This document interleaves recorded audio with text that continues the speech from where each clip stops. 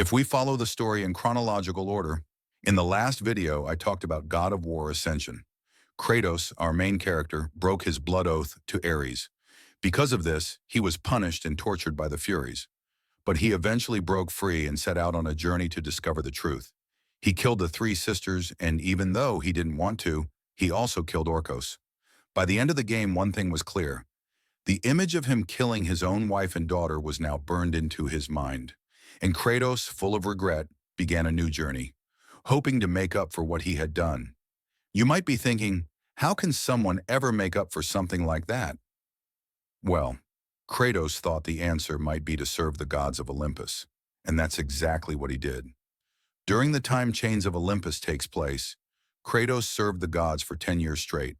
But when I say served, don't think he just sat around praying to Zeus or living a peaceful life. Kratos was more like a weapon. The gods sent him wherever there was a problem, and he handled it the only way he knew how, through war. And now, here is the full story of God of War. For years, Kratos, once a great general and now known as the Ghost of Sparta, is called upon by the gods to repel the Persian army attacking the city of Attica in Greece.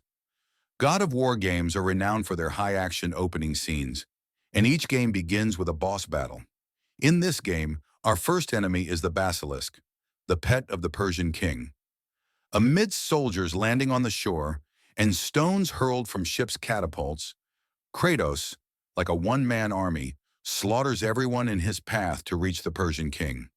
Just as you fight to spread the glory of Sparta, the Persian king thinks similarly, viewing his actions not as evil, but as a demonstration of the grandeur of the Persian Empire. The gods grant Kratos many special abilities to aid him. This isn't exclusive to the Greek gods. The Persian king can also summon fire. In his final moments, stripped of his former arrogance, the king offers Kratos his kingdom, women, and gold in exchange for sparing his life. But Kratos' sole desire is to be free of the haunting images in his mind. Fulfilling the god's wishes, Kratos crushes the Persian king's head with a chest, claiming the Efreet power. After killing the Persian king, Kratos also deals with the army and the Basilisk, saving Attica from invasion in a half-hour gameplay sequence. However, this is not a grand achievement for Kratos to boast about. In fact, frustrated by being tasked with such trivial matters, he rebels against the gods.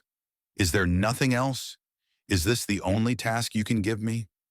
At that moment, Kratos witnesses the sun falling to the ground. Yes, the sun, falling like a ball thrown into the air, plunging the world into darkness. Rushing toward the only light source visible on the horizon, he realizes this isn't the only problem. Seizing the opportunity of the darkness, Morpheus, the god of dreams, envelops the world in a black mist that consumes everything it touches. While fighting zombie-like soldiers in the city of Marathon, no longer human, Kratos hears a flute melody once played by his daughter, Calliope. With the aid of fire, Kratos cuts through the mist, battles creatures, and arrives at Helios's temple, where the melody echoes again. Speaking with Athena's statue in the temple, Kratos pleads, "I've served Olympus enough. Take these nightmares from my mind." But Athena declares that only the gods decide when his service ends.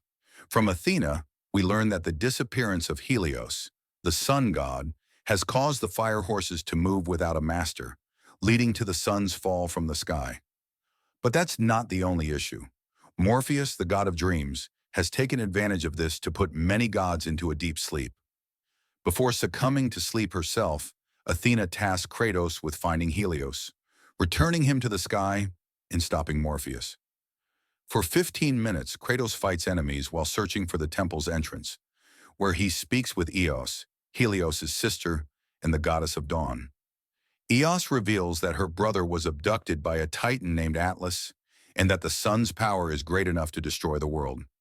Taking the sun shield, Kratos steps outside to find that Morpheus has grown stronger, the darkness has deepened, and the creatures he fights have changed. The shield, beyond blocking attacks, is used to open doors and reflect light. Arriving at the caves of Olympus, Kratos obtains the Triton spear, which allows him to breathe underwater. When a game gives you such an item, you know you'll be spending plenty of time underwater. In the absence of the sun, Eos's power has weakened, and we see her physically for the first time. Eos says, "Without light, there is no life. If the sun doesn't return, it will be the end of us all, of all humanity." And adds, "If you save my brother Helios, he will convince Zeus to free you from the images in your mind." Having witnessed the gods break their promises countless times, Kratos is not convinced but reluctantly asks where Atlas has taken Helios. Eos's response is, "I don't know, unfortunately." However, she knows what must be done to find Helios. Kratos must locate the primordial fire, the source of the sun god's power, and use it to awaken the three divine horses pulling the sun chariot. This fire is the very one stolen from the gods by Prometheus and given to humanity. Kratos has no control over these horses. As they carry him toward their master, Kratos faints on the journey and sees memories of his wife and child. We see him as a true family man, giving his daughter the necklace we saw in Ascension and playing the flute. But these memories turn into a nightmare as he recalls his massacre. Since the horses take Kratos to Hades' underworld, where light is forbidden, he must continue alone. The god arriving with his boat is Charon, the ferryman of Greek mythology tasked with carrying the souls of the dead across the Styx River. I'll repeat the Furies example from Ascension. We know this character from the Hades game, where he helps us escape the underworld and sells items for coins. But while Charon in that game only grunts and barely speaks, in this game, he talks fluently like a nightingale.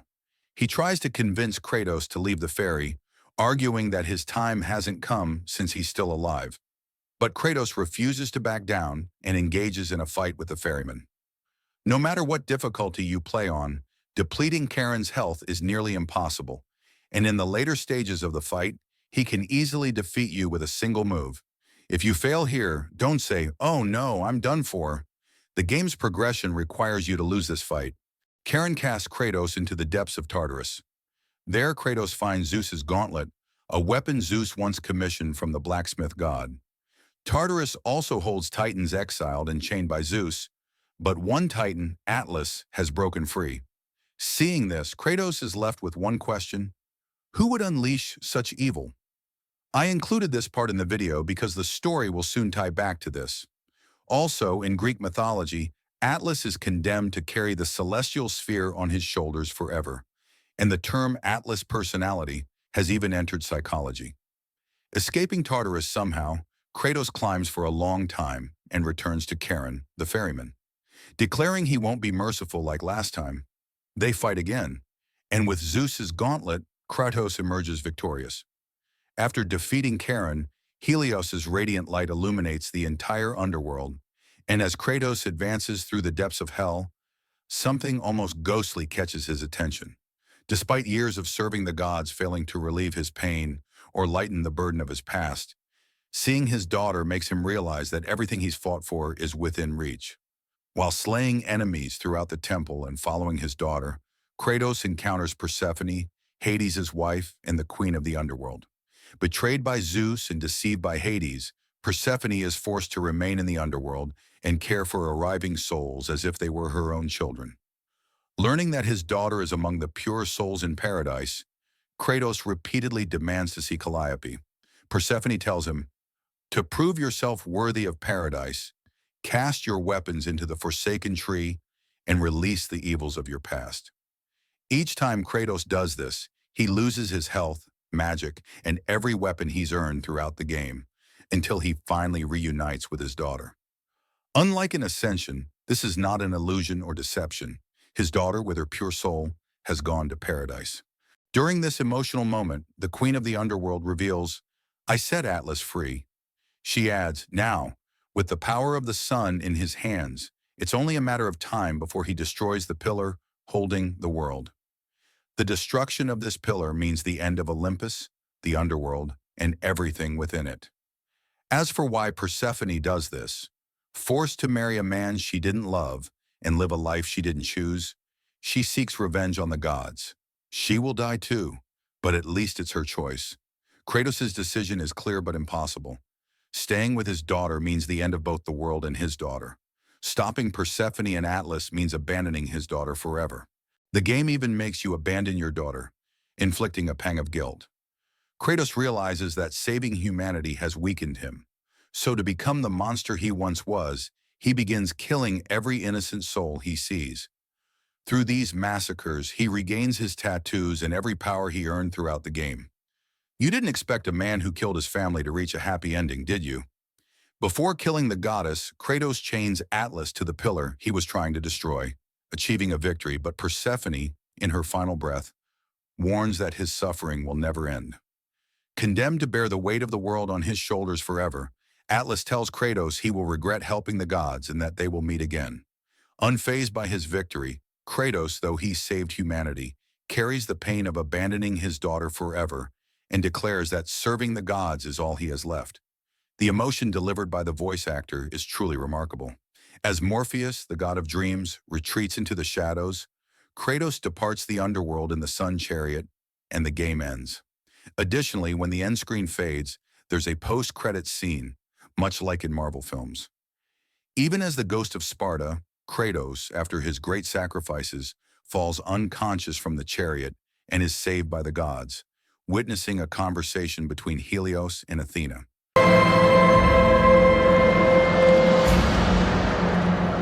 He has again served us well, Athena. He is a remarkable mortal. He is weak. Shall we help him? He'll live. They must.